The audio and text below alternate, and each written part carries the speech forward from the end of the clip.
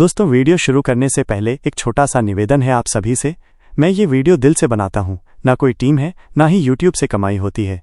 बस शौक है और तुम लोगों का प्यार देखकर हर रोज नया वीडियो लाने की हिम्मत मिलती है। अगर तुम्हें कभी लगे कि मेरी मेहनत सही में काम की है, जिससे तुम्हें थोड़ा सा भी फायदा पहुंच रहा हो, तो फिर थोड़ा सपोर्ट कर देना यार। तो स्क्रीन पे ये मेरा QR है, थोड़ा सा सपोर्ट कर देना यार। नहीं भी कर सकते तो कोई बात नहीं दोस्त, तुम बस सुनते रहो, वही बहुत है। तो चलिए अब शुरू करते हैं आज के एपिसोड नंबर 737 और 738 का। उस आदमी की भवें फड़क गईं जब उसने बाप बेटी की मासूम सी चमकती शक्लें देखीं, फिर गाड़ियों की हिफाजत कर रहे लोगों को देखा और ठहाका मारते हुए बोला, एग्जीक्यूटिव QE सेक्ट लीडर ने कहा था कि ये लोग बेहद खतरनाक हैं। वो बोले थे कि 3 आदमी हैं और 1 औरत, और कहा था कि जरा भी दिखें तो फौरन रिपोर्ट करो। अब इन दोनों को देखो, हा हा हा, क्या हम इतने गए गुजरे लगते हैं।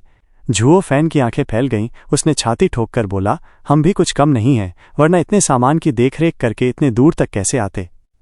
आदमी का चेहरा फिर से फड़क गया और उसने सिर हिलाया, हाँ, बहुत ही खतरनाक हो तुम लोग। खैर, मेरा काम है, चलता हूं। वो आदमी चला गया। अरे ये क्या बात हुई, तुम तो एक बच्ची की तलाश में थे ना, अब हमें सेक्ट लीडर के पास नहीं ले जाओगे क्या। जुओ फैन ने जैसे इंसाफ की गुहार लगाई। मोटा आदमी बीच में बोल पड़ा, स्टुअर्ट कियान, उनको अपना काम करने दो, तुम्हें टांग नहीं अड़ानी चाहिए। ऐसा कैसे चलेगा, वो तो किसी बेहद खतरनाक लोगों की तलाश में थे, और मैं तो बहुत ताकतवर हूं, तुमने सुना नहीं, ऐसे ही नजरअंदाज कर दिया। ये इंसानियत कहाँ गई। जुओ फैन ने ताव में आकर क्याओ एर की ओर मुड़ा। क्याओ एर, बता ना डैड कितना ताकतवर है।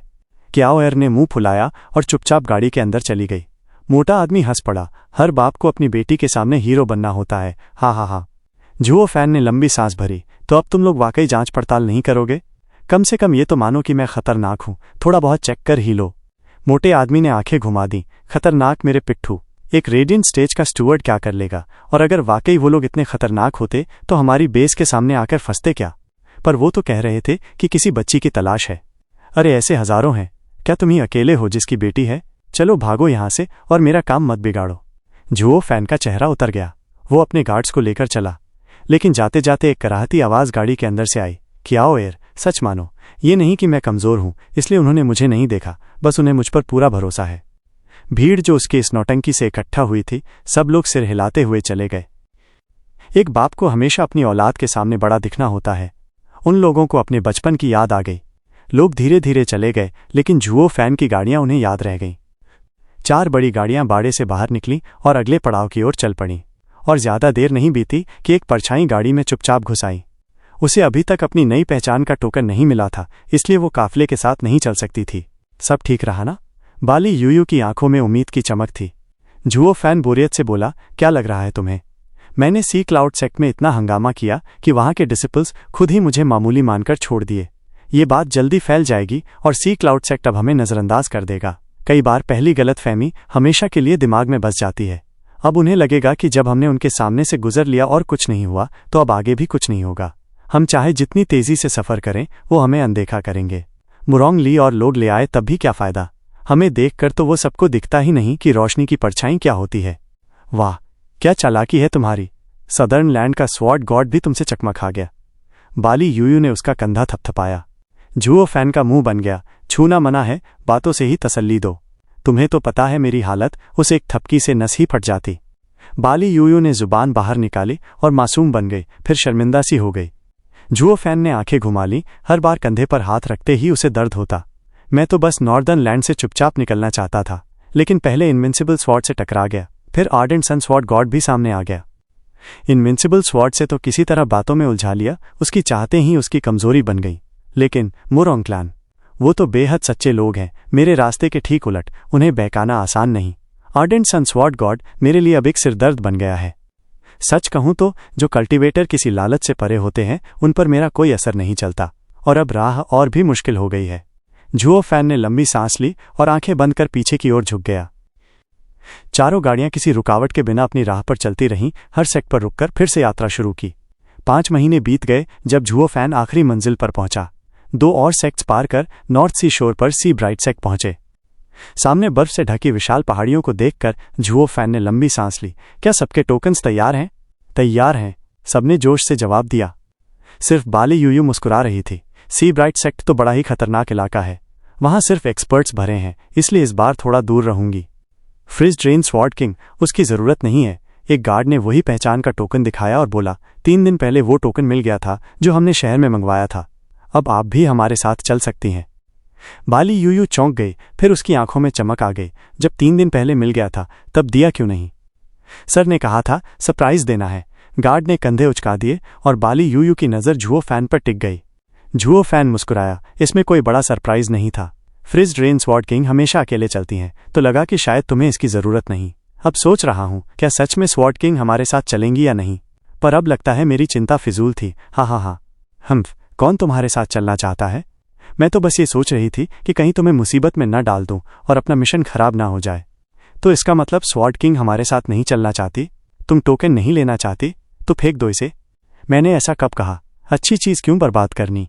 बाली यूयू ने जल्दी से टोकन ले लिया और झुओ फैन को घूरा। झुओ फैन ने हल्की मुस्कान के साथ कहा, लेकिन ये टोकन लेने का मतलब है कि अब तुम हमारी टीम का हिस्सा हो और मेरी बात माननी होगी। बाली यूयू के हाथ थोड़े ढीले पड़ गए, पर फिर उसने टोकन को कसकर थामा और बुदबुदाई, पहले से तो यही कर रही हूं। बहुत अच्छा, अब सब हमारी टीम के सदस्य हैं।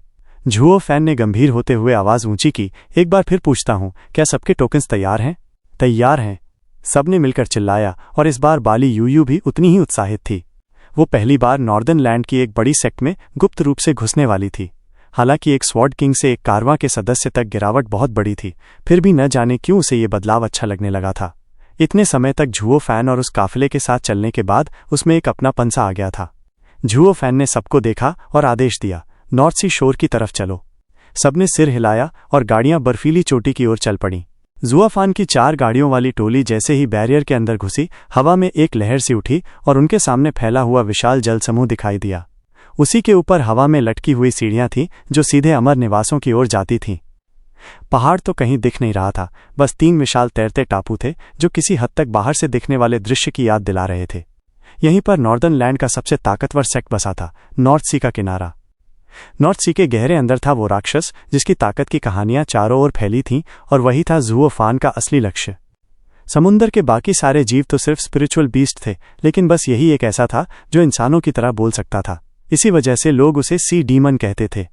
लेकिन असली सच्चाई बस झुओ फान जानता था। ये सी डीमन असल में 5 महान सेक्रेट बीस्ट में से एक था, और वही एकमात्र जो छोटे सांजी की जान बचा सकता था, हेवन सीलिंग सियाओ। उस विशाल लहराते समुंदर को देखकर झुओ फान की आंखों में कंपन दौड़ गई और उसकी मुट्ठियां कस गईं। क्याओर भी बेहद उत्साहित थी। आखिरकार अब अपने बड़े भाई को बचाने का मौका मिल गया था। अचानक दर्जनों काले कपड़ों वाले लोग उनकी गाड़ियों के सामने आकर खड़े हो गए। उनके आगे एक बूढ़ा आदमी था जिसकी मूछें आधी काली और आधी सफ़ेद थीं। उसने बहुत ही शालीन मुस्कान के साथ स्वागत किया, कियान कबीले का शुक्रिया कि आपने ये सामान पहुंचाने में इतनी मेहनत की। मैं सी ब्राइट सेक्ट का एग्जीक्यूटिव दाई कियानचो हूँ। दाई कियानचो, पैसे की दिक्कत वाला नाम, ही। बाली यूयू अपनी हंसी रोक नहीं पाई और झुओ फान के कान में फुसफुसाकर बोली, कियान, तुम्हें तुम्हारा जोड़ीदार मिल गया। तुम पैसों से नफरत करते हो और इन्हें पैसों की ज़रूरत है। एकदम स्वर्ग में बनी जोड़ी हो तुम दोनों। हाँ। बाकियों ने भी हंसी दबाकर सुनी। झुओ फान ने उसे घूरा और फिर जबरन मुस्कुराकर जवाब दिया, एग्जीक्यूटिव दाई, मैं तो कियान कबीले का एक मामूली स्टीवार्ड हूँ, कियान फान। ये रहे वो सबूत जिनमें लिखा है कि हम किन किन सेक्ट से गुजरे हैं। झुओ फान ने दोनों हाथों से एक जेड स्लिप आगे बढ़ाया। एग्जीक्यूटिव बिल्कुल भी घमंडी नहीं लगा। उसने बहुत सम्मान से वो लिया और मुस्कुराते हुए बोला, हाँ, ये तो 4 सेक्ट्स के एग्जीक्यूटिव्स की मोहरें हैं। आप पर तो कोई सवाल ही नहीं, मगर बाकी, चलो जल्दी से अपने अपने टोकन्स दिखाओ एग्जीक्यूटिव को। झुओ फान ने झिड़कते हुए कहा, जिससे बाकी लोग घबरा गए और फौरन हड़बड़ाते हुए अपना काम करने लगे। बस बाली यूयू ही आराम से बैठी रही। उसने तो बड़े लापरवाह अंदाज में अपना टोकन निकाला और मुंह बिचकाते हुए उस आदमी की तरफ फेंक दिया। झुओ फान ने उसे घूरा और फिर शर्मिंदा होकर एग्जीक्यूटिव से माफी मांगी, एग्जीक्यूटिव दाई, इनका मेनोपॉज का दौर चल रहा है, थोड़ा अस्थिर है। तेरी तो, बाली यूयू ने दांत पीसते हुए धीरे से गुस्से में कहा। एग्जीक्यूटिव दाई ने बस हाथ हिलाकर हंसते हुए कहा, आप दोनों तो एकदम परफेक्ट जोड़ी लगते हो, स्टीवार्ड कियान। नॉर्दर्न लैंड जैसे खतरनाक हालात में ये सामान पहुंचाना बहुत बहादुरी का काम है। परफेक्ट जोड़ी? झुओ फान एक पल को सुन रह गया। मैंने कुछ गलत कह दिया क्या? बूढ़े ने फिर से जेड स्लिप देखा और झुओ फान से कहा, 3 दिन पहले हमें कियान कबीले की तरफ से सूचना मिली थी कि जो कारवां हमारा सामान लाएगा उसका नेतृत्व स्टीवार्ड कियान फान और उनकी पत्नी कियान यू करेंगे। दस्तखत भी वही हैं। कोई परेशानी है क्या? झुओ फान को यह सुनकर जैसे जोरदार झटका लगा। वो अजीब सा चेहरा बनाकर खुद को शांत रखने की कोशिश करने लगा। आपका मतलब है कियान फान और कियान यू पति पत्नी हैं और वही सामान ला रहे हैं। बाली यूयू भी भौचक्की रह गई, उस बूढ़े को बस घूरती रह गई। जैसे ही असलियत समझ आई, उसने लाल चेहरा बनाकर जुओ फान को घूरते हुए फुसफुसाया, तूने मेरी इज्जत का यूं सौदा किया? ऐसा कुछ नहीं, मुझे भी नहीं पता था। झूठ, ये सब लोग तेरे ही कहने पर चल रहे हैं। हाँ, चल रहे हैं, लेकिन इस बार। जुओ फान की मुस्कान अजीब सी हो गई। वो इधर उधर देखने लगा और फिर बाकी लोगों की तरफ मुड़ा। उसकी आंखों में चालाकी चमकने लगी। जुओ फान के कुछ सिद्धांत थे। शादी का नाम वो मजाक में भी नहीं लेता था, यहां तक कि झूठ में भी नहीं, जैसे उसने शांगुआन किंगेन के साथ नहीं किया था। मगर इस बार हालात ऐसे थे कि उसके पास और कोई रास्ता ही नहीं बचा था।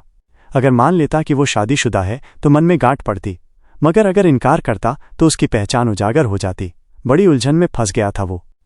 कारवां के गार्ड्स ने देखा कि जुओ फान और बाली यूयू दोनों के चेहरे गंभीर होते जा रहे हैं, तो उन्होंने डर के मारे सिर झुका लिए। एग्जीक्यूटिव दाई ने भौहें चढ़ाईं, क्या आप दोनों वाकई शादीशुदा नहीं हो? दोनों चुप रहे, कोई कुछ कहने को तैयार नहीं था। एग्जीक्यूटिव दाई को शक हुआ और वो थोड़ा पीछे हटा, जैसे अपने आदमियों को इशारा करने वाला हो। सब कुछ तबाह होने ही वाला था। चाहे बाली यूयू कितनी भी ताकतवर क्यों ना हो, नॉर्दर्न लैंड के सबसे ताकतवर सेक्ट के सामने कुछ नहीं कर सकती थी। यहाँ ओयांग लिंगटियन भी रहता था और ढेरों ताकतवर कल्टीवेटर्स। बाली यूयू चाहकर भी इतने सारे लोगों से नहीं लड़ सकती थी। हार तय थी। जुओ फान और बाली यूयू दोनों अपने मन की वजह से समझौता नहीं करना चाहते थे, भले ही सब कुछ दांव पर क्यों न लग जाए। एग्जीक्यूटिव दाई का शक बढ़ता ही जा रहा था। उसका हाथ इशारे के लिए उठने ही वाला था। गार्ड्स बुरी तरह कांप रहे थे, दोनों को गिड़गिड़ाती निगाहों से देख रहे थे। कृपया हमें बचा लो। क्या नकली शादी करना इतना बुरा है? ये कोई फांसी थोड़ी है। अगर तुम लोग और चुप रहे तो सच में फांसी मिल जाएगी। एग्जीक्यूटिव दाई का आदेश बस अब मिलने ही वाला था और गार्ड्स की हालत खराब हो रही थी। डैड मॉम, मुझे भूख लगी है।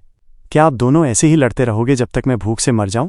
कियाओर ने अपनी प्यारी सी आवाज में झुंझलाते हुए कहा। गार्ड्स की आंखों में फिर से उम्मीद की चमक आ गई।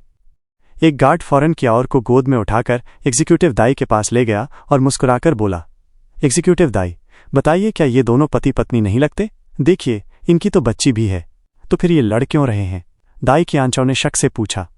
गार्ड हंसते हुए बोला, कुछ नहीं साहब, बस छोटी सी बात थी और बढ़ते बढ़ते स्टीवर्ड कियान ने तो घर छोड़ने की धमकी तक दे डाली। अब आपस में झगड़ा चल रहा है जो थम ही नहीं रहा। ओह, अब समझा। एग्जीक्यूटिव दाई ने सिर हिलाया और उसका शक दूर हो गया। उसने जुओ फान से हंसते हुए कहा, स्टीवर्ड कियान, किसी को अपनाने में सालों लगते हैं और पूरी तरह दिल से जुड़ने में तो दशक लग जाते हैं। इतनी छोटी बातों में क्यों उलझना? आधा जुओ फान ने बाली यूयू की तरफ देखा और कहा, ये मेरी पत्नी नहीं है और तू मेरा मर्द नहीं है। बाली यूयू ने पलटकर घूरा। दोनों ने सच्चाई कही, मगर दाई कियांचो ने इसे बस एक घरेलू झगड़ा समझा। उसने सिर हिलाया और बोला, बच्ची के सामने तो झगड़ा बंद करो। हा हा हा, इससे उसका मन भी बिगड़ेगा। खैर, आप सब लंबे सफर से थके हुए होंगे, तो आपके आराम के लिए एक जगह तैयार है। चाहो तो हमारे सेक्ट की सैर भी कर सकते हो। नॉर्थ सी की किनारी बहुत सुंदर है। नॉर्दर्न लैंड में ऐसे दृश्य देखने का मौका ज्यादातर लोगों को नहीं मिलता। आपका बहुत धन्यवाद एग्जीक्यूटिव दाई। आधा जुओ फान ने चारों तरफ नजर दौड़ाई और एक आदमी पर नजर टिका दी। उसे देखकर उसे अपना असली मकसद याद आ गया और उसने झुककर प्रणाम किया। दाई कियांचो मुस्कुराया और किसी को बुलाकर उन्हें ठहरने की जगह दिखाने को कहा। तभी एक आकृति सामने आकर दाई कियांचो के कान में कुछ फुसफुसाई। उसका चेहरा बदल गया और उसने जुओ फान का रास्ता रोक लिया। स्टीवर्ड कियान, सेक्ट लीडर ने खुद आपको और मुझे तलब किया है। जुओ फान और बाकी सभी के चेहरे उतर गए। सी ब्राइट सेक्ट का इतना ऊंचा सेक्ट लीडर एक मामूली स्टीवर्ड से क्यों मिलना चाहता है? क्या उनका भेद खुल गया? जुओ फान ने बाली यूयू की तरफ देखा, जिसकी आंखों में ठंडक के साथ साथ अब धीरे धीरे खून का प्यासा लहजा भी आ रहा था। कोई जल्दबाजी मत करना, मैं जाकर देखता हूं वहां क्या चल रहा है। जुओ फैन ने आंखें सिकोड़कर गहरी सांस ली और फैसला किया। ये बात अपने साथियों को संदेश के जरिए भेजी। बाकी सब चौंके और फिर चुपचाप सिर हिला दिया। बाली यूयू की नजरें इधर उधर घूम रही थीं, हर चीज का अंदाजा लगा रही थीं। फिर आखिरकार सिर हिलाया। अगर हमारी पहचान उजागर हो गई होती तो अब तक हमें गिरफ्तार कर लिया गया होता और हमारे चारों ओर कई सारे एक्सपर्ट होते। ऊपर से वो तुम्हें बोलने का मौका ही नहीं देते। अब तक तो ये साफ है कि मामला अभी पूरी तरह से खुला नहीं है, लेकिन इतना भी भरोसेमंद नहीं है कि मुरोंग लिए हमें जांचने नहीं आ सकता। इसलिए तुम्हें हर पल तैयार रहना होगा। मैं कियाओर को तुम्हारे हवाले करता हूं। जुओ फैन की आंखें चमकी, चेहरा गंभीर था। और तुम? मेरे पास अपनी बचने की तरकीब है, चिंता मत करो, बाली यूयू ने जल्दी से पूछा, जिस पर जुओ फैन ने आराम से जवाब दिया, मैं जा रहा हूं। सबने गंभीरता से देखा जैसे ही झुओ फैन दाई क्यांचू के साथ उड़कर सबसे ऊंचे तैरते हुए द्वीप की ओर गया, जबकि एक डिसाइपल उन्हें उनके कमरों तक ले गया।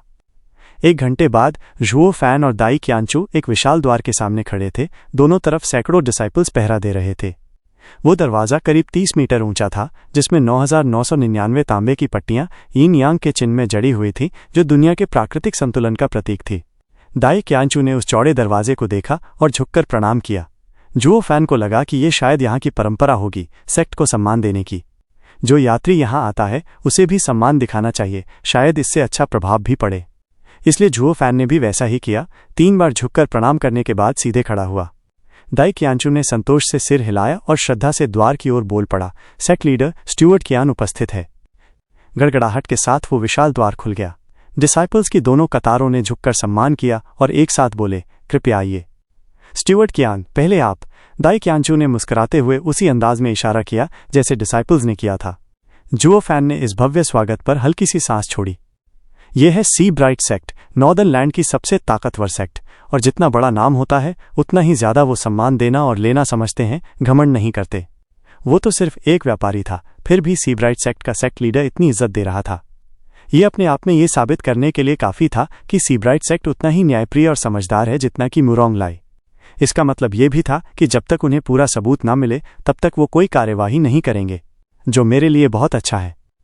अगर कोई इंपल्सिव सेक्ट होता तो बस ये यकीन कर लेना काफ़ी होता कि मैं खतरनाक हूं और मेरा काम तमाम। हालात अभी इतने खराब नहीं हैं। झुओ फैन ने मन ही मन सोचा और दाई क्यांचू की तरफ मुस्कुराया। फिर वो आगे बढ़ा और एग्जीक्यूटिव उसके पीछे। जैसे ही वो 999 सीढ़ियां चढ़ रहा था, डिसाइपल्स की नज़रें उस पर टिकी थीं, मगर उनमें तिरस्कार की एक बूंद भी नहीं थी। सी ब्राइट सेक्ट ऐसे ही मेहमानों का स्वागत करती है, फिर वो कोई भी क्यों न हो। झुओ फैन ने देखा एक भव्य हॉल सामने था और वहां 3 लोग उसका इंतजार कर रहे थे। उनमें से सिर्फ एक को वो पहचानता था, सन सी सेक्ट का एग्जीक्यूटिव सीआओ। झुओ फैन को तुरंत समझ में आ गया कि मामला क्या है। हाँ, तो ये है। फिर तो कोई बात नहीं। मुझे तो लगा आर्डेंट सन स्वॉर्ड गॉड खुद आने वाला है। हे भगवान, एक पल को तो डर ही गया था। सेक्ट लीडर यही है जिसने सन सी सेक्ट को इतना नुकसान पहुंचाया। ये जरूर सेंट्रल एरिया का जासूस है। एग्जीक्यूटिव केओ ने झुओ फैन को देखते ही उंगली उठाकर चिल्ला दिया। गुस्से और नफरत से जल रहा था, जैसे अभी उसका खून बहा देगा। झुओ फैन ने उसकी बातों को नजरअंदाज किया और चुपचाप आगे बढ़ा, उन तीनों के सामने जाकर झुक गया। एक अधेड़ उम्र का आदमी बगल में बैठे एक एल्डर से बोला, सेक्ट लीडर लिंग, लगता है ये लड़का एग्जीक्यूटिव केओ के इल्जामों को स्वीकार कर रहा है। हमें इसे वापस ले जाकर ठीक से पूछताछ करनी चाहिए ताकि हमारे सेक्ट की हजारों आत्माओं को शांति मिले। स्टुअर्ट कियान, है ना? मैं हूं सनब्राइट सेक्ट का सेक्ट लीडर लिंग युनटियन। बूढ़े व्यक्ति ने झुओ फैन को गौर से देखा, लेकिन उस अधेड़ की बातों को नजरअंदाज कर दिया और खुद परिचय दिया। झुओ फैन ने झूठ मूठ की हैरानी जताई और फिर से झुक गया। सेक्ट लीडर लिंग ने कहा, स्टुअर्ट कियान, एग्जीक्यूटिव काओ के आरोपों के बारे में आपका क्या कहना है? आरोप? झुओ फैन ने व्यंग्य से हंसते हुए कहा, मुझे तो इनके बारे में कोई जानकारी ही नहीं है। ये क्या है? तुम हमारे सामने झूठ बोलने की हिम्मत करते हो? एग्जीक्यूटिव सीईओ के आरोप यहाँ सभी को साफ साफ मालूम है। तुम्हारे पास खुद को निर्दोष साबित करने के लिए कुछ नहीं है और हम सब ये जानते हैं, फिर भी तुम अनजान बनने की कोशिश कर रहे हो। सेक्ट लीडर लिंग, ये। वो अधेड़ आदमी फिर से चिल्लाया और उंगली उठाकर झुओ फैन की तरफ इशारा किया, मगर झुओ फैन शांत था। उसने लिंग युनटियन को सलामी दी। सेक्ट लीडर लिंग ने परिचय करवाया, स्टुअर्ट कियान, ये हैं सनसी सेक्ट के सेक्ट लीडर बुशिंगयुन। आपने सनसी सेक्ट को सामान दिया था, लेकिन कभी सेक्ट लीडर से नहीं मिले। हा। ओ सेक्ट लीडर बू, नमस्ते नमस्ते, हा। झुओ फैन ने झटपट सलाम किया। सेक्ट लीडर लिंग, इसमें जरूर कोई गलतफहमी हुई है जिसे मैं साफ करना चाहता हूँ। एग्जीक्यूटिव साओ से मेरी सनसी सेक्ट में मुलाकात हुई थी, लेकिन मुझे नहीं पता ये कब आपके यहाँ आए। जैसे ही मैं यहाँ पहुंचा, बस एग्जीक्यूटिव साओ की गालियां सुनता रहा, जिससे मैं पूरी तरह भ्रमित हो गया। मैं तो बस ये समझना चाहता हूँ कि ये सब हुआ कैसे, लेकिन चूंकि ये जगह आपकी है और मैं एक मेहमान, इसलिए सबसे पहले आपके सामने आना उचित था, बहस शुरू करना नहीं। झुओ फैन ने हल्की सी शिकारी मुस्कान के साथ एग्जीक्यूटिव केओ की ओर देखा। मैं भले ही एक छोटा व्यापारी हूँ, लेकिन इतना जानता हूँ कि किसी के घर में झगड़ा नहीं शुरू करते। कम से कम पहले मास्टर की इजाज़त लेनी चाहिए, तभी सच सामने आ सकता है। लेकिन इस तरह किसी भूखे कुत्ते की तरह बिहेव करना, वो भी मास्टर के घर में, क्या वो खुद को शर्मिंदा नहीं कर रहा? मैं ज़्यादा पढ़ा लिखा नहीं हूँ, मगर मेरे माँ बाप ने इतना ज़रूर सिखाया है कि बड़ों का सम्मान कैसे किया जाता है। एग्जीक्यूटिव सीईओ का गला जैसे रुक गया, चेहरा झींगा की तरह लाल हो गया। झुओ फैन सेक्ट लीडर से बात कर रहा था, लेकिन हर बात में केओ को नीचा दिखा रहा था। और सबसे बड़ी दिक्कत ये थी कि वो सब कुछ सच बोल रहा था। ये लिंग युनटियन का घर था और इसके बावजूद केओ चिल्लाने लगा। जुओ फैन दोषी है या नहीं, उससे ज्यादा ये बात मायने रखती थी कि सियाओ ने सी ब्राइट सेक्ट से असंतोष जताया। जुओ फैन ने सम्मान दिखाया जबकि सियाओ ने नहीं। और चूंकि ये कोई मामूली सेक्ट लीडर नहीं बल्कि नॉर्दर्न लैंड की सबसे बड़ी सेक्ट का मुखिया था और वही जिसके सहारे सियाओ खड़ा था। एग्जीक्यूटिव काओ का चेहरा बुरी तरह मरोड़ा गया। वो बू शिंगयून की काली शक्ल देखकर बोला, सेक्ट लीडर, मुझसे ये मेरा मतलब, तुम गलत आदमी से बात कर रहे हो, बू शिंगयून ने ठंडे स्वर में कहा। एग्जीक्यूटिव काओ ने लिंग युनटियन को झुककर कहा, सेक्ट लीडर लिंग, क्षमा करें, कृपया इस आदमी की बातों पर विश्वास मत करिए। मैं कभी भी नॉर्दर्न लैंड के हेड सेक्ट सी ब्राइट सेक्ट का अपमान नहीं कर सकता। मैं तो बस उस वक्त के गुस्से में था।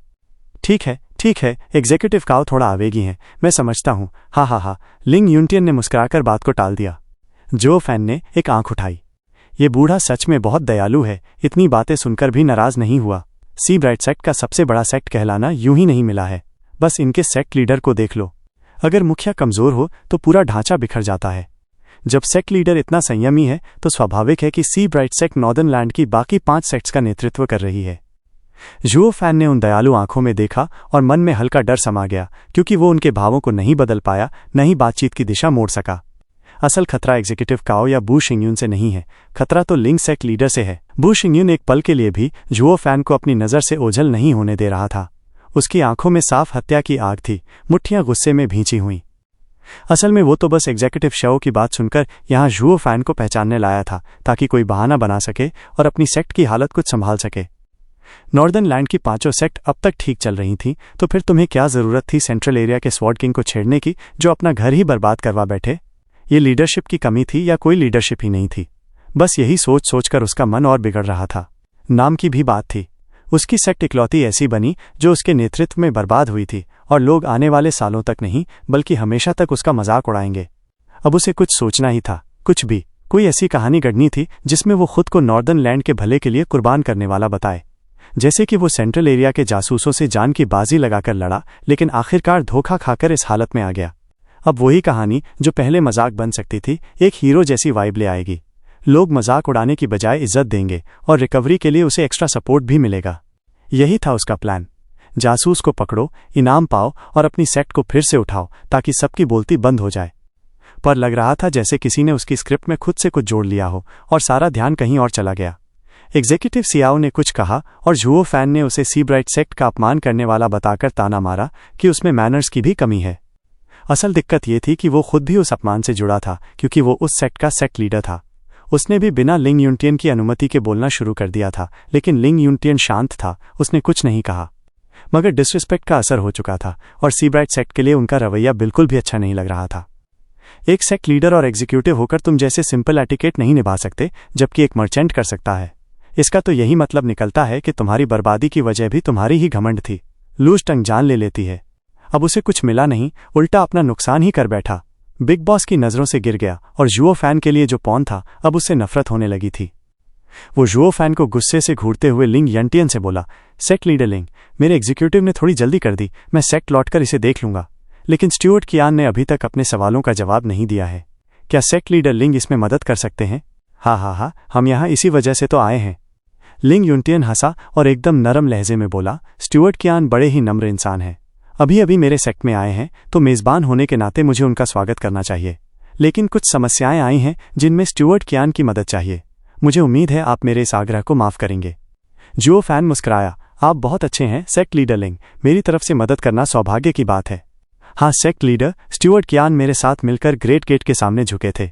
वो सम्मान देने वाले इंसान हैं और ये थोड़ी सी असुविधा उन्हें कोई फर्क नहीं डालेगी। बगल में खड़े दाई क्यांचू ने झुककर कहा, अब कोई और होता तो शक कर बैठता, कियान फैन से इसका क्या रिश्ता है, ये उसका पक्ष क्यों ले रहा है। पर असल में वो कियान फैन का पक्ष नहीं ले रहा था, वो बस सेक्ट लीडर लिंग को बता रहा था कि जुओ फैन ने सबके साथ मिलकर सम्मान दिया था जो उसने वापस किया। बस दाई कियांचू के साथ मिलकर जुओ फैन ने झुककर सलाम किया था। इसी वजह से दाई कियांचू ने ये बात कही ताकि सेक्ट लीडर इसे ध्यान में रखें, वरना कियान फैन एक मर्चेंट भर था और कोई भी उसे दबाकर जवाब निकलवाने की कोशिश कर सकता था। लेकिन अब लिंग युनटियन खुद मौजूद थे, तो बू शिंगयून अब जोर जबरदस्ती नहीं कर सकता था। जुओ फैन का छोटा सा एक्ट भी बड़ा असर कर गया, उसे सी ब्राइट सेक्ट की प्रोटेक्शन मिल गई। ये बात तब और साफ हो गई जब लिंग युनटियन ने कहा, स्टुअर्ट कियान बड़े विचारशील हैं, बू शिंगयून का चेहरा तना हुआ था। उसने तीनों की तरफ देखा और गहरी सांस ली। उसे अब समझ आ गया था कि ताकत से कुछ नहीं होगा, अब चालाकी दिखानी पड़ेगी। उसने एग्जीक्यूटिव सीईओ की तरफ इशारा किया। एग्जीक्यूटिव क्याओ समझ गया और चिल्लाया, क्यान, साफ साफ जवाब दो। जब सन सी सेक्ट बर्बाद हुई, क्या तुम ही वो थे जिसने उस witch frigid rain sword king को खींच लाया? Frigid rain sword king? जुओ फैन चौंका। मैं तो उसे कभी मिला ही नहीं, फिर उसे कैसे खींच लाता? एग्जीक्यूटिव काओ ने ताना मारा। अब भी झूठ बोल रहे हो? फिर जवाब दो। क्या तुमने नहीं कहा था कि जब तुम हमारा माल लेकर आए थे तब एक सेंट्रल एरिया का स्पाई तुम्हारे पीछे लगा हुआ था? फिर तुमने मुझे कहा था कि जाकर उस स्पाई को पकड़ूं, सही? शायद, जुओ फैन ने माथा से कोड़ते हुए धीरे से कहा। एग्जीक्यूटिव काओ ने ताली मारी। हाँ बिल्कुल, हम उसे पकड़ने गए और वो निकली फ्रिजिड रेन सॉर्ड किंग। फिर उसी ने हमारी सेक्ट पे हमला किया और सबको मार डाला। अगर तुमने उस विच को नहीं लाया तो फिर कौन लाया? सेक्ट लीडर लिंग। अब सब साफ हो गया है। मैं निवेदन करता हूं कि इस जासूस को पकड़ें और इससे पूछताछ करें कि और क्या क्या लीक किया है इसने। गार्ड, इस आदमी को पकड़ो, जेल में डाल दो और बैरियर एक्टिव करो ताकि भाग न सके। बू शिंगयून चिल्लाया। दाई क्यांचो ने खांसते हुए झुककर कहा, सेक्ट लीडर बू, आप सीब्राइट सेक्ट में हैं। ओ सही कहा, ये हक तो सेक्ट लीडर लिंग का है। मुझे माफ कीजिए, मैं जरा बहक गया था। बू शिंगयून को अपनी गलती का एहसास हुआ और उसने माफी मांगी। लिंग यंटियन ने यूं तो हाथ हिलाकर बात को टाल दिया, लेकिन उसके शब्दों का मतलब गहरा था। सेक्ट लीडर बू, इंसान से गलती हो ही जाती है, लेकिन एक सेक्ट लीडर होने के नाते हमें याद रखना चाहिए कि जल्दबाजी अपनी जगह और जीवन का मूल्य अपनी जगह। उम्मीद करता हूं आप आगे ध्यान देंगे। बू शिंगयून कांप गया। उसे समझ आ गया था कि लिंग यूनटियन उसे डांट रहे हैं, लेकिन सिर झुकाकर मानना ही पड़ा। एग्जीक्यूटिव काओ ने अपनी बात कह दी। अब स्टुअर्ट क्यान की बारी है। स्टुअर्ट क्यान थोड़ी देर पहले झिझक रहे थे, इसका मतलब है कि इनके पास कुछ और बात है। हा। लिंग यूनटियन ने सीधे जू फैन को मुस्कुराते हुए मौका दे दिया। बू शिंगयून का चेहरा और उतर गया, पर कर ही क्या सकता था। जुओ फैन ने झुककर सलाम किया और एग्जीक्यूटिव साओ की तरफ देख मुस्कुराया। एग्जीक्यूटिव साओ की बात में सच्चाई है, लेकिन कुछ बातें छूट गईं जिससे बात अधूरी लगती है। अगर इजाजत हो तो मैं पूरी कहानी बताऊं। एग्जीक्यूटिव सियाओ, क्या आपने मुझे स्पाई की बात बताते हुए नहीं सुना था जब मैं माल देने आया था? क्या मैंने आपसे सीधे कहा था कि जाकर उसे पकड़ो? वो एग्जीक्यूटिव काओ झिझक गया और बू शिंगयून गर्जा, बोलो। जब तुम कहते हो कि उसी ने विच को लाया तो अब क्या अटक रहा है? हाँ सेक्ट लीडर, आप जल्दी में सारा मामला जानना चाह रहे थे तो मैंने कुछ डिटेल्स छोड़ दी? कौन सी? बू शिंगयून ने गुस्से से पूछा। एग्जीक्यूटिव काओ के होंठ कांपे, कुछ कह नहीं पाया। जुओ फैन हंसते हुए बोला, सेक्ट लीडर बू, बेहतर होगा कि मैं सब कुछ विस्तार से कह दूं। गलती तो हमारे कारवां की थी। उस दिन सेंट्रल एरिया की स्पाई ने हम पर नजर डाली और हमारे एक कैरेज को तबाह कर दिया। इस वजह से हम आपके सेक्ट में आधा ही माल पहुंचा सके। हमने पूरा सच बताया और एक्स्ट्रा समय मांगा। सच है? बू शिंगयून ने एग्जीक्यूटिव की ओर देखा। एग्जीक्यूटिव सियाओ ने सिर हिलाया। हाँ, बिल्कुल यही हुआ था। तो फिर गलती तो उन्हीं की हुई जो माल की रक्षा नहीं कर सके। बू शिंगयून ने संदेह से पूछा। एग्जीक्यूटिव सीईओ ने सिर खुजाते हुए झिझककर हामी भरी। जुओ फैन बोला, क्या मैं आगे कह सकता हूं? बोलो। बू शिंगयून ने हामी भरी। अब जुओ फैन ने अपना सबसे जरूरी और छोटा सा ट्विस्ट डाला। एग्जीक्यूटिव सीईओ ने फिर हमें बाकी माल लाने की इजाजत दी और हम वापस लौट आए। बाद में हमें जोरदार आवाजें सुनाई दी, बिजली आसमान में चमकने लगी और लोगों की चीखें आईं। हम डर गए और तुरंत भाग खड़े हुए। रुको, बात ऐसी नहीं थी। तो फिर कैसी थी? मैं तुम्हें ऐसे ही जाने कैसे दे सकता था जब तुम आधा ही माल लाए थे? तुम्ही ने कहा था कि तुम्हारे पीछे कोई है और अगर उसे पकड़े तो बड़ा इनाम मिलेगा। क्या तुमने नहीं कहा था कि ये माल तो कुछ भी नहीं उस जासूस के सामने? जुओ फैन ने थोड़ी देर बाद सिर हिलाया। हाँ, फिर मैंने तुम्हें जाने दिया। जब हमने तुम्हें माल नहीं दिया फिर भी तुमने जाने कैसे दिया? क्या बकवास है? ज्यादा जरूरी क्या है, माइनस कुछ खोया हुआ माल या एक जासूस को पकड़ना? मैंने तुम्हें जाने दिया ताकि वो स्पाई सामने आए और हम उसे पकड़ सकें। तो फिर पकड़ लिया। आधी तारीफ मेरी भी। जैसे कि किस बात की तारीफ जब सामने एक स्वॉर्ड किंग हो? तारीफ नहीं, जेल बांटो। उफ, एग्जीक्यूटिव काओ रुक गया, अपनी गलती समझ गया। जुओ फैन ने मुस्कुराकर कहा, सुन लिया, हम तो चारा थे, वो खुद जासूस पकड़ने गए थे। अब बताओ, हम जो साथ में थे अचानक जासूस कैसे हो गए? चारा और शिकारी मिलकर दुश्मन को पकड़ते हैं, तो फिर ये कैसे हो गया कि वो सेंट्रल एरिया का जासूस निकला? सेक्ट लीडर बू? लिंग यंटियन हंसते हुए बोले, मुझे तो लगता है कियान काफिला सनसी सेक्ट का जासूस ज्यादा लग रहा है। हा। बू शिंगयून का चेहरा उतर गया और उसने अपने एग्जीक्यूटिव की तरफ घूरते हुए कहा, एग्जीक्यूटिव सियाओ, जब मैंने तुम्हें तुम्हारी बड़ी गलती पर सजा दी थी तब तुमने कहा था कि तुम्हें धोखा दिया गया कि कियान काफिला सेंट्रल एरिया का जासूस है। तो फिर अब ये क्या सुन रहा हूं कि तुम दोनों मिलकर एक स्वॉर्ड किंग को पकड़ने चले थे और नतीजतन हमारा सेक्ट तबाह हो गया। सेक्ट लीडर बू, स्वॉर्ड किंग को पकड़ने की पूरी जिम्मेदारी एग्जीक्यूटिव काओ की है। हमें इसमें मत घसीटिए, हमें तो इसकी कोई जानकारी ही नहीं थी। जुओ फैन ने जल्दी से बीच में आकर अपनी बात साफ कर दी। एग्जीक्यूटिव सियाओ का चेहरा गुस्से से फड़क गया और वो झल्ला उठा। तुम्हारी चालाक बातों ने मुझे इस जाल में फंसाया, वरना मैं कभी इतनी बड़ी गलती नहीं करता। एग्जीक्यूटिव काओ, जरा संभल कर बोलो। मैंने तुम्हें बहकाया? सब तुम्हारी वजह से हुआ। तुमने ही कहा था कि तुम्हारी पूंछ वाला जासूस है, तभी मैंने एक टीम भेजी उसे पकड़ने। हाँ, बड़ा मजेदार है। तुम नॉर्दर्न लैंड के 5 सेक्ट्स में से एक सनसी सेक्ट के हो जिनका काम है इन जमीनों की सुरक्षा करना। अब तुम कह रहे हो कि जब मेरा एक कैरेज गायब हो गया और मुझे पीछा किया जा रहा था तो वो सब बात मैं अपने तक ही रखता। हो सकता है तुमने मेरी रिपोर्ट नहीं भेजी, लेकिन मैंने तो अपना कर्तव्य निभाया था। जुओ फैन ने हंसी में ताना मारा और फिर लिंग यूनटियन की तरफ मुड़ा। सेक्ट लीडर लिंग, क्या मैंने कुछ गलत किया? अगर रिपोर्ट करने को ही फसाना मान लिया जाए तो कोई भी कभी एनिमी की हरकतों की जानकारी सेक्ट को नहीं देगा और पूरा नॉर्दर्न लैंड तबाही में चला जाएगा। लिंग यूनटियन ने सिर हिलाया। बिल्कुल सही, देशभक्त और जिम्मेदार आदमी। और फिर जब तुम्हारे अपने क्लैन का सामान बर्बाद हो जाए तो कौन नहीं रिपोर्ट करेगा? आजकल तो वैसे भी हालात बिगड़े हुए हैं। सेक्ट लीडर लिंग सच में बुद्धिमान है। जुओ फैन ने झुककर सलाम किया और फिर एग्जीक्यूटिव सीईओ की ओर देखा। और फिर अफवाहें ये भी थीं कि सनसी सेक्ट डरपोक है और उन्हें लगा कि मेरी रिपोर्ट कोई मायने नहीं रखती, इसलिए मैंने पहले तुमसे कुछ नहीं कहा। लेकिन जब तुमने सामान के नुकसान का सवाल उठाया तो मुझे सच बताना पड़ा ताकि तुम मुझे परेशान करना छोड़ दो। एग्जीक्यूटिव काओ का चेहरा और ज्यादा तना और बू शिंगयून का चेहरा एकदम काला पड़ गया। जुओ फैन की ये सारी बातें सनसी सेक्ट को निशाना बना रही थी। और सबसे बुरी बात यह थी कि ये सब लिंग यूनटियन के सामने हुआ, जिससे वे चाहकर भी कुछ नहीं कर सकते थे, बस गुस्से में तड़पते रहे। एग्जीक्यूटिव सियाओ का मन डूबने लगा जब उसने अपने सेक्ट लीडर का डरावना चेहरा देखा। अब तो उसे कुछ भी करके कियान फैन को दोषी साबित करना ही था, वरना मार उसी की पड़ने वाली थी। अब मामला जासूस पकड़ने का नहीं रहा, अब तो सेक्ट लीडर की इज्जत की बात थी। कियान फैन, अब तुम्हारी खोखली बातें नहीं चाहिए।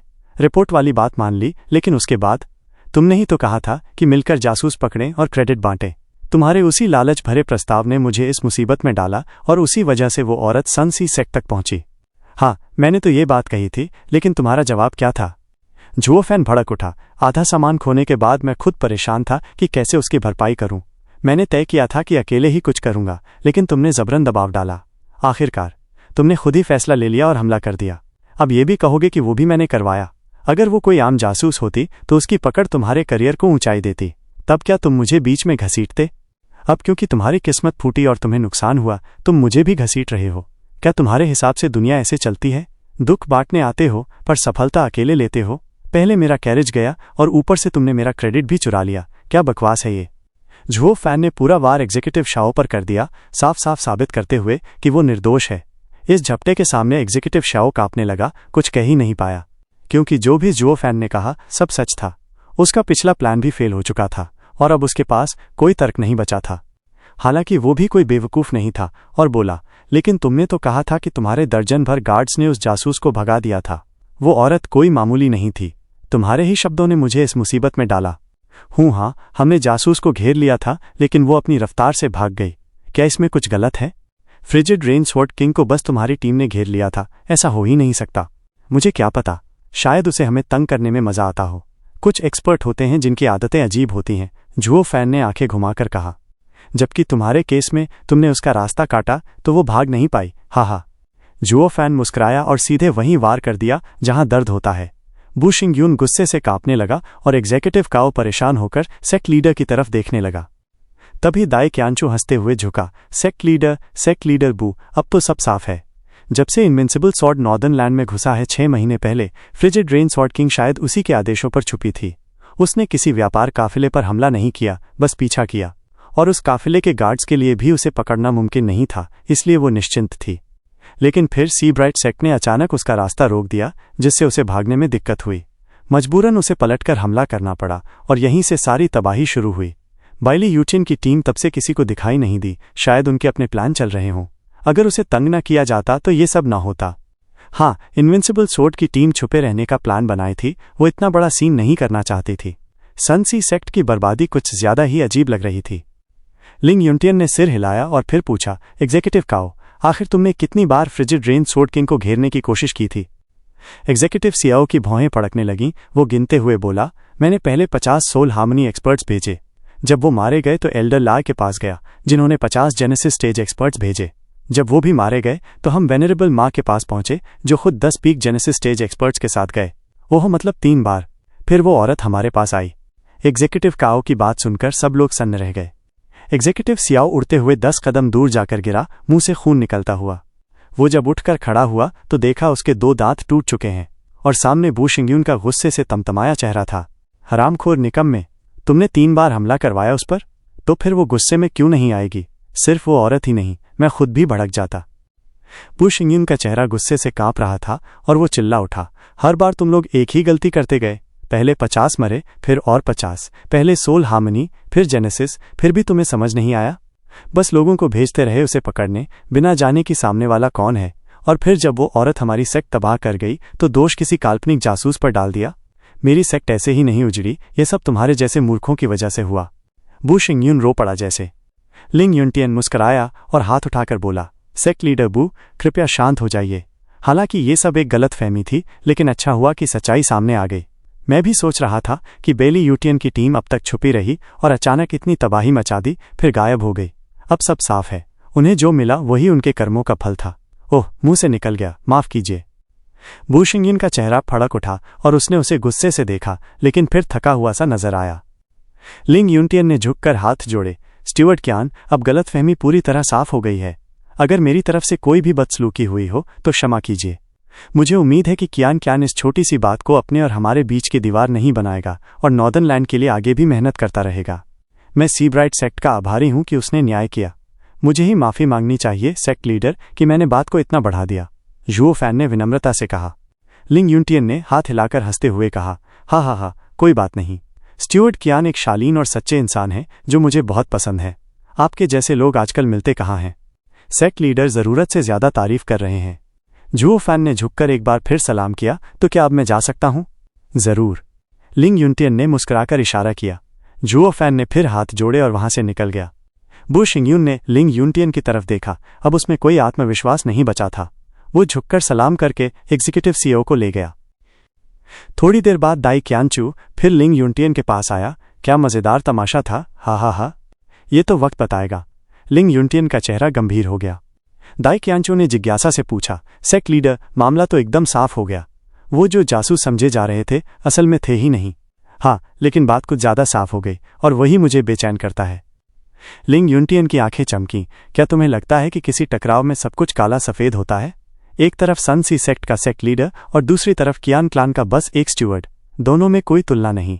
लेकिन क्या तुम सच में मानते हो कि वो स्टीवर्ड अपनी चालों से पूरी बहस का रुख पलट सकता था?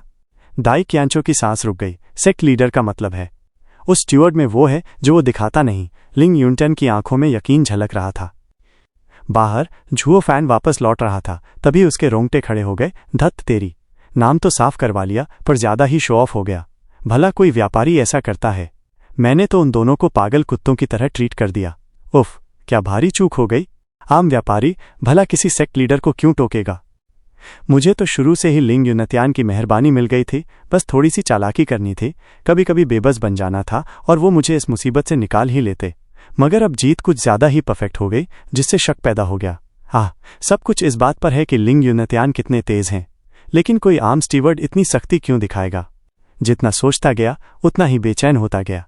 आखिरकार लंबी सांस लेकर लौट पड़ा। अभी कुछ देर पहले वाकई में लापरवाही कर बैठा था। मां मिस्टर गू, अचानक की पुकार ने उसे सोच से बाहर खींच लिया। रुकते हुए जुओ फान ने भौहें सिकोड़ ली और चेहरा उतर गया। कौन हो सकता था अगर वो नहीं तो सेंट्रल एरिया की पुरानी जान पहचान।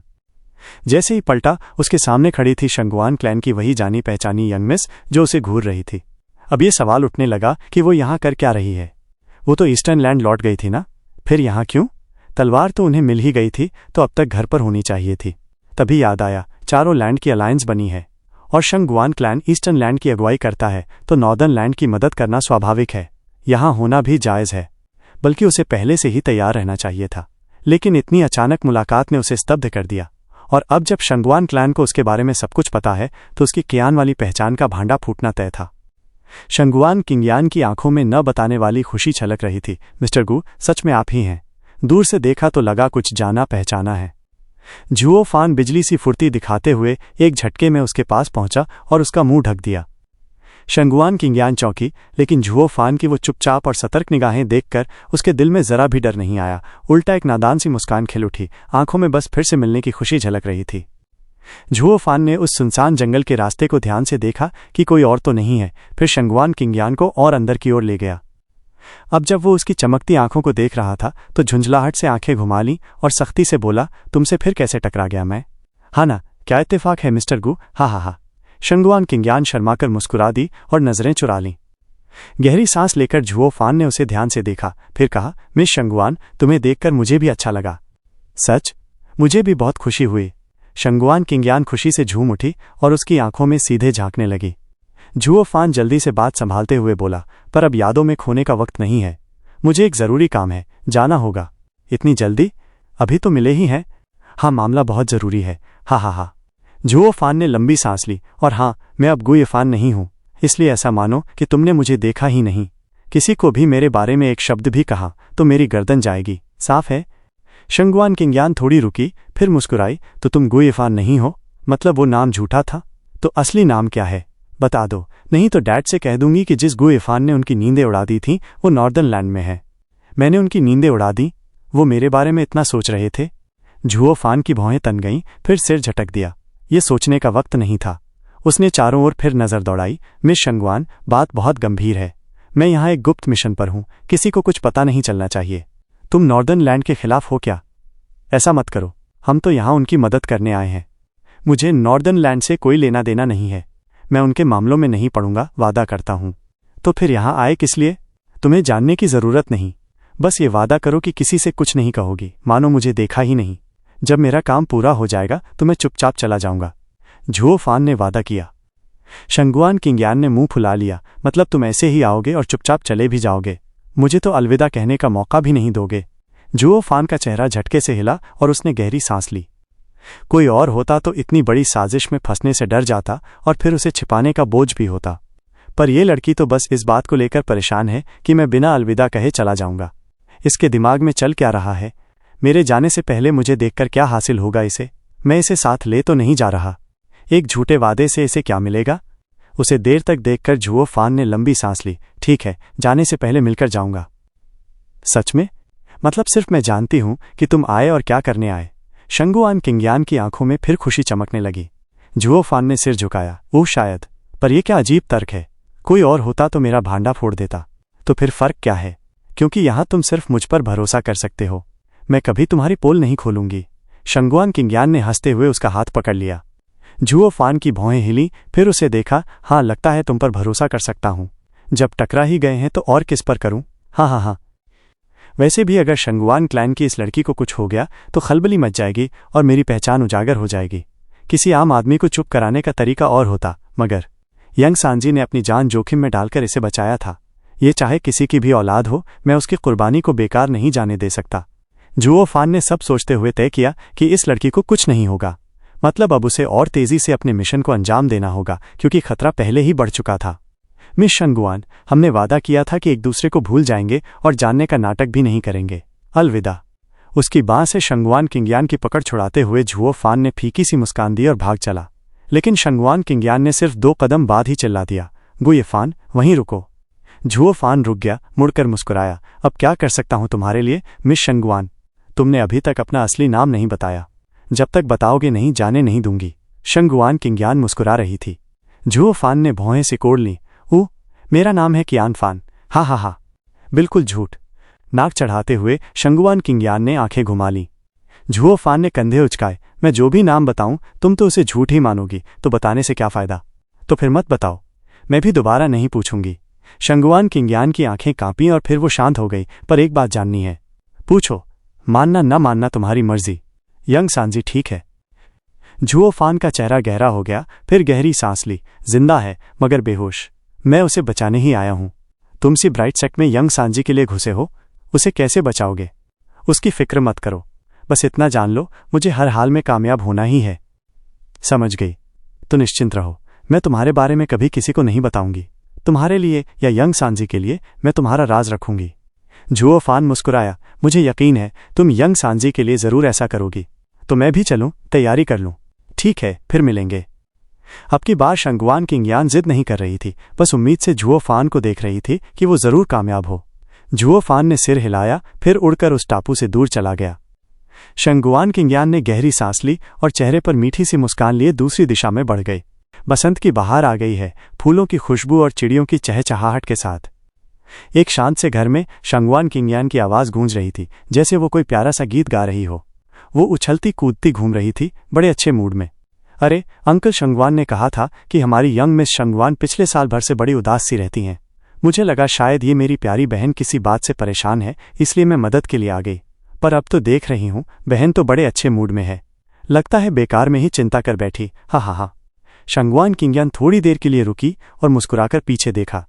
उसके सामने खड़ी थी सदरलैंड की इमॉर्टल हीलर मुरोंग शू और उनकी सेविका जुए। सिस्टर मुरोंग, तुम भी आई हो?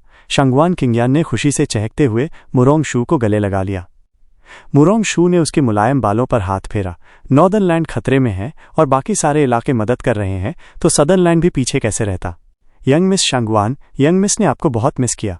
जब हम नॉर्दर्नलैंड में दवाई लेने आए थे तभी से वो आपको फिर से देखने की इच्छा रखती थी। पहले तो हम ईस्टर्न लैंड जाना चाहते थे, फिर वहां से नॉर्दर्न लैंड आते शंगवान क्लैन के साथ। पर ईस्टर्न लैंड पहुंचते ही पता चला कि आप पहले ही नॉर्दर्न लैंड चली गई हैं। बस फिर तो यंग मिस ने फटाफट रास्ता मोड़ा और सीधे यहां आ पहुंची।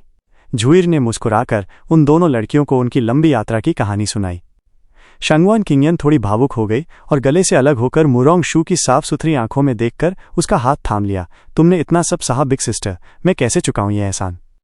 ये कुछ भी नहीं उस मुश्किल के सामने जो तुम और अंकल शंगवान ने सोरिंग सोर्ड को सेंट्रल एरिया से वापस लाने के लिए उठाई। मुरोंग शू ने शंगवान किंगयान को घूरा। छोटी बहन, क्या मैं तुम्हारे लिए इतनी भी मायने नहीं रखती कि इतनी बड़ी बात भी मुझसे छिपा ली? हमारी 4 लैंड की अलायंस तो है ही, पर हमारे 2 क्लैन तो वैसे भी इतने करीब हैं। ऐसे वक्त पर हम कैसे चुप बैठते?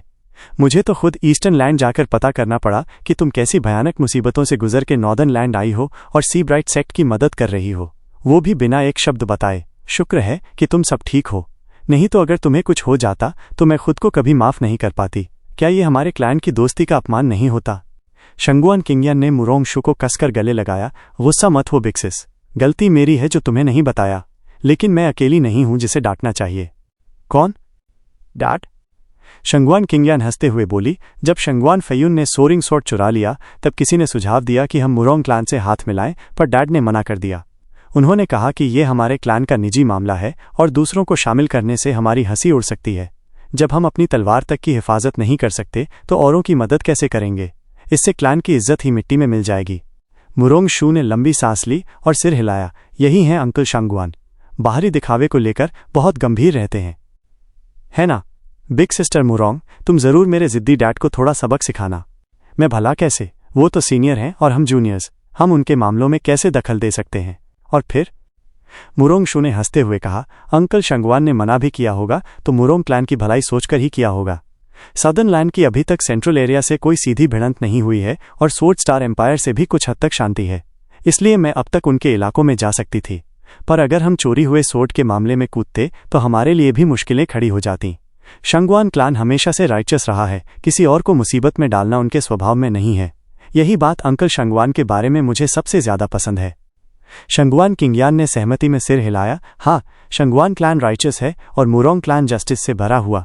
हम अलग होकर भी पूरे 5 लैंड्स में अच्छाई की मिसाल हैं, तभी तो हमारे क्लैन इतने करीब हैं। हाँ हाँ हाँ, इसीलिए तो मैं कहती हूँ हम बदनाम जोड़ी हैं। उफ! मुरोंग शू पहले तो मुस्कुराई, फिर उसका चेहरा तमतमा गया। यार, ये क्या बोला तुमने?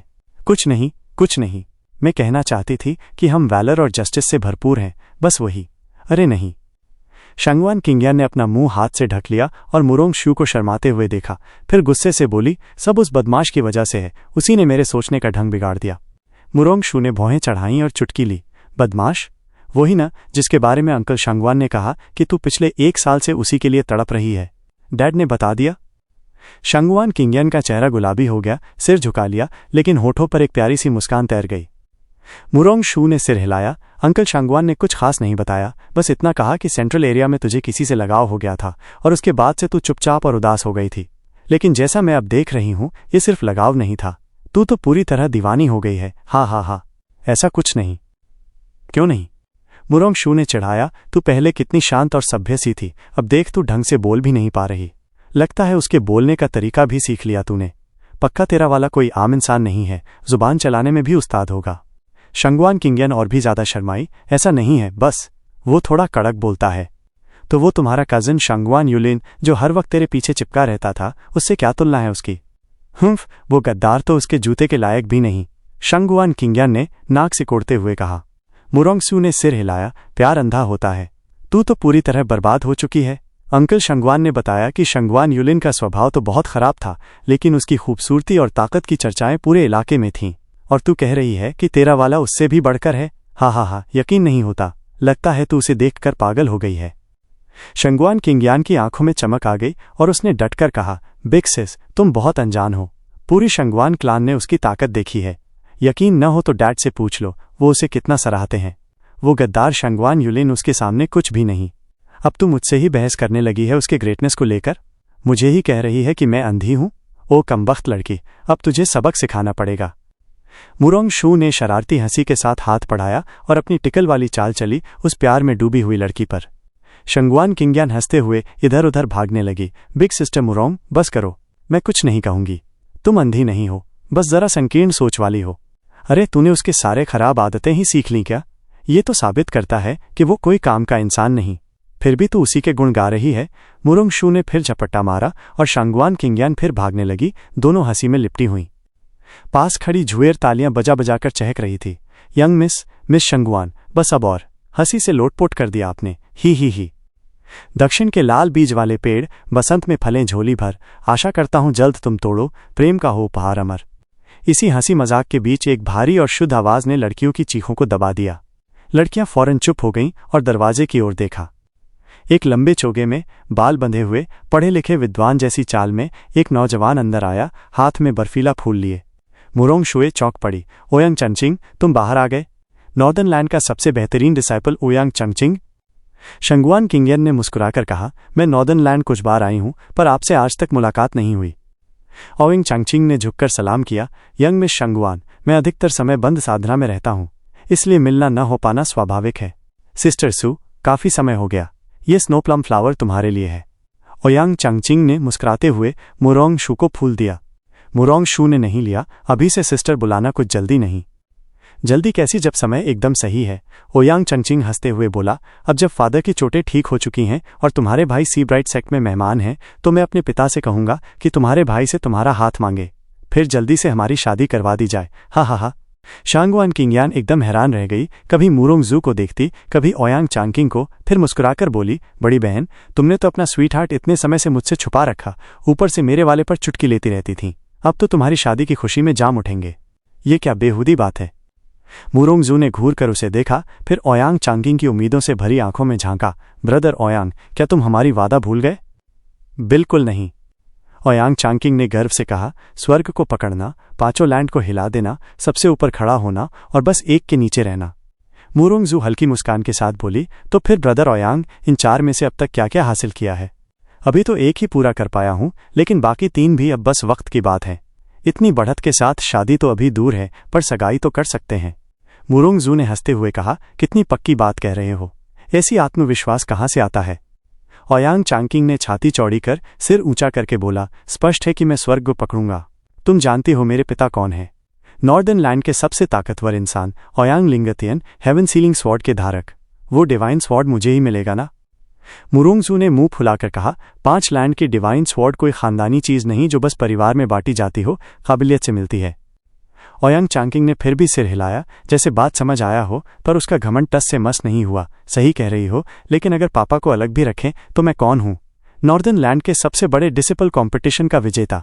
मैं अब नॉर्दर्न लैंड का सबसे बेहतरीन डिसिपल हूं और आगे चलकर अपने पिता की जगह लूंगा। सिस्टर जू को तो मानना ही पड़ेगा। मुरोंग जू ने मुंह फेर लिया, लेकिन आखिर सिर हिला दिया। ओयांग चांगकिंग मुस्कुरा उठा, जहां तक लैंड को हिला देने की बात है, वो तो नॉर्दर्न लैंड में सबसे बेहतरीन बनते ही हो जाएगा, और जो बस एक के नीचे रहना है।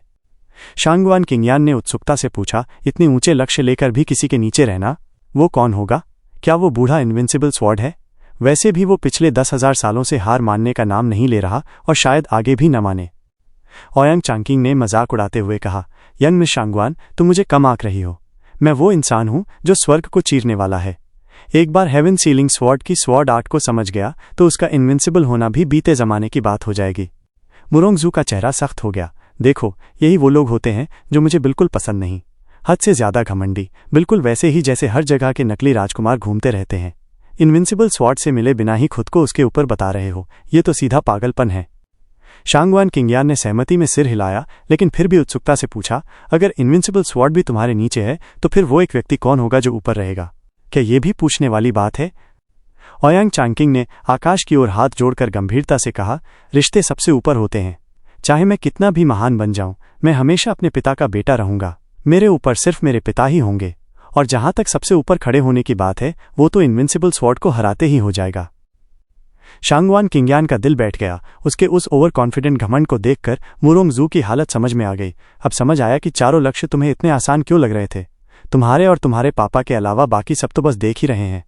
देख नहीं रहे, ये सब तो होना तय है, ओयांग चांकिंग ने भारी आवाज में कहा। मुरोंगजू ने आंखें घुमा दी। तो फिर जब ये तय बातें सच बन जाएं, तब दोबारा आना। सिस्टर यानेर, अंदर चलो, इस बोरिंग इंसान को छोड़ दो। मुरोंगजू ने बर्फ के फूल को हवा में फेंका और शांगवान किंगयान का हाथ पकड़ अंदर चल पड़ी। मुझे तुम्हारे आदमी के बारे में सुनना है, न कि इसके घटिया घमंड। शांगवान किंगयान ने कंधे उचकाए और उसके साथ चल दी, मानो कोई चारा ही नहीं बचा हो। पीछे से ओयांग चांकिंग चिल्लाया, सिस्टर जू, मैं जरूर सफल होऊंगा, मुझ पर विश्वास करो। तुम्हारे पांव पर विश्वास करो। मुरोंगजू मन ही मन गाली दे रही थी। चांकिंग, मैं तुम पर विश्वास करता हूं। अचानक कहीं से हंसी आई और एक जानी पहचानी शख्सियत ओयांग चांकिंग की बांह पकड़कर बोली, चांकिंग, कितने साल हो गए हमें मिले हुए, और देखो तुम कितने आगे बढ़ चुके हो। सोल हार्मनी स्टेज की 8वीं लेयर में पहुंच गए हो। बाकी 3 लैंड में कोई डिसिपल तुम्हारे जैसा नहीं। आसमान ही सीमा है तुम्हारी। हाँ हाँ हाँ। ओयांग चांकिंग का चेहरा चमक उठा। कोई उसके घमंड की तारीफ कर रहा था। ब्रदर मुरोंग, बहुत दिनों बाद मिल रहे हैं। मैं भी तुम्हें बहुत याद करता था। मुरोंगजू ने चलते चलते शांगवान किंगयान की तरफ देखा और लंबी सांस छोड़ी। मुझे समझ नहीं आता कि ब्रदर को इसमें क्या दिखता है जो अपनी छोटी बहन इसके हवाले करने को तैयार है। जूएर, तुमने कुछ कहा? कुछ नहीं। अब जब ब्रदर आ गए हैं तो क्या इसका मतलब यह है कि तुम्हें उन लोगों का कुछ सुराग मिल गया? मुरोंगजू ने शांगवान किंगयान को थामे हुए हल्का सा झुककर सम्मान दिखाया। मुरोंगलाई के चेहरे पर मुस्कान थी, पर अचानक वो गहरा हो गया। याद मत दिलाओ, वो तीनों तो जैसे भूत बन गए हों, जमीन से ही गायब। सी क्लाउड सेक्ट 6 महीने से खोज रही है, लेकिन कोई सुराग नहीं मिला। लगता है अब वहां से चले गए हैं और सब निशान मिटा चुके हैं। मैं तो खाली हाथ लौट आया। ऐसे कौन लोग हैं जो ऑर्डेंट सनस्वॉर्ड गॉड से भी बच निकले? क्या वाकई इतने खास हैं? शांगवान किंगयान ने जिज्ञासा से पूछा। ओयांग चांकिंग भी हैरान हुआ। ब्रदर मुरोंग और सी क्लाउड सेक्ट जैसे शक्तिशाली लोग भी अगर उन्हें नहीं ढूंढ पाए तो फिर वो कौन है? कोई निशान नहीं। ये तो अजीब है। ब्रदर मुरोंग, मुझे उनके बारे में बताओ। मैं 5 सेक्ट के लोगों को इकट्ठा कर लूंगा, एक एक को खंगालेंगे, जरूर ढूंढ निकालेंगे। नहीं, ऐसा मत करना। इससे नॉर्दर्न लैंड और अस्थिर हो जाएगा। इनविंसिबल स्वॉर्ड की टीम छुपी हुई है और इतना बवाल मचाना उल्टा असर करेगा। वो इस अफरा तफरी का फायदा उठाकर भीतर घुस जाएंगे। हाँ, जूएर सही कह रही है। सिर्फ 3 लोगों के लिए इतनी मेहनत की जरूरत नहीं। हमारा असली दुश्मन बाइली यूटियन है। मुरोंगलाई ने गंभीरता से सिर हिलाया। ओयांग चांकिंग ने थोड़ी देर सोचा, फिर मान गया। तो क्या इसका मतलब है ब्रदर मुरोंग कि वो लोग सेंट्रल एरिया से नहीं हैं? आखिर हैं कौन वो? शांगवान किंगयान ने मुरोंगलाई के संकेत को समझते हुए पूछा। मुरोंगजू ने लंबी सांस ली। वो आदमी तो शैतान से भी चालाक है। सेंट्रल एरिया में हजारों को मौत के घाट उतारकर गायब हो गया। अब नॉर्दर्न लैंड में दिखाई दिया है, अपने साथ एक ऐसा एक्सपर्ट लाके जो मेरे भाई के बराबर टक्कर ले सकता है। उसका असली मकसद क्या है ये तो नहीं पता, लेकिन इतना जरूर है कि वो बहुत खतरनाक है।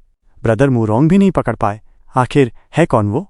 शांगवान किंगयान चौंक कर बोली और ओयांग चांकिंग ने भी उसे हैरानी से देखा। मुरोंगजू ने जवाब दिया, मुझे नहीं पता वो है कौन, बस इतना जानती हूं कि उसने सेंट्रल एरिया में एक नाम छोड़ा था, गुयेफान। शांगवान किंगयान का मुंह खुला का खुला रह गया, जैसे उसके मुंह से कुछ निकलने ही वाला था, लेकिन उसने खुद को रोक लिया, बस चेहरा उतरा हुआ था। ये वही कैसे हो सकता है? मुरोंग लोग उसके पीछे क्यों पड़े हैं? अब क्या करूं? वो अंदर ही अंदर सोचती रही कि सच्चाई जाननी होगी। तभी ओयांग चांकिंग ने और बिगाड़ दिया। सिर्फ नाम सुनकर ही पता चल रहा है कि वो बुरा आदमी है। इससे बदसूरत नाम मैंने कभी नहीं सुना। कोई भी आदमी अगर बुरे काम करेगा तो अपना असली नाम थोड़ी बताएगा। मुरोंगजू ने आंखें घुमा दी। ओयांग चांकिंग ने कंधे उचकाए। कोई बात नहीं, जब तक वो छिपा है और नाम भी झूठा है तब तक उसे खोज पाना मुश्किल है। मैं अपने काम पर ध्यान देता हूं। ब्रदर मुरोंग, चलो मेरे साथ। किसे खोज रहे हो? मुरोंगजू ने व्यंग्य में मुस्कुराते हुए पूछा। सेक्ट लीडर लिंग ने तुम्हें जैसे सतही इंसान को शक के आधार पर खोजबीन करने भेजा है। तुम तो उल्टा उन्हें डरा दोगे। ओयांग चांकिंग का मूड बिगड़ गया। सिस्टर जू, मुझे कम मत समझो। सेक्ट लीडर लिंग ने खुद मुझे ये काम सौंपा है। अभी एक कारवां सेक्ट में पहुंचा है, कियांग क्लैन का, जो नॉर्दर्न लैंड की 3 बड़ी मर्चेंट क्लैंस में से एक है। सेक्ट लीडर को उनका स्टीवर्ड कियान फैन कुछ अजीब लगा और मुझे उसकी जांच के लिए कहा है। कियान फैन? शांगवान किंगयान का चेहरा एकदम पीला पड़ गया। उसे जुओ फैन की बात याद आ गई कि उसका असली नाम कियान फैन है। भले ही सच हो या झूठ, उसने यही नाम तो बताया था। धत्त तेरी, उसने तो कहा था किसी को मत बताना। अभी ठीक से समय भी नहीं बीता और वो शक के घेरे में आ गया। अब जब मुरोंग भाई बहन भी उसके पीछे पड़ गए हैं, मैं क्या करूं? शांगवान किंगयान का दिल घबराहट और चिंता से भर गया। ये आदमी हमेशा कुछ ऐसा करता है जो मेरा चैन छीन ले। गाइज, इसी के साथ आज का एपिसोड यहीं पर खत्म होता है। तो मिलते हैं अगले एपिसोड में।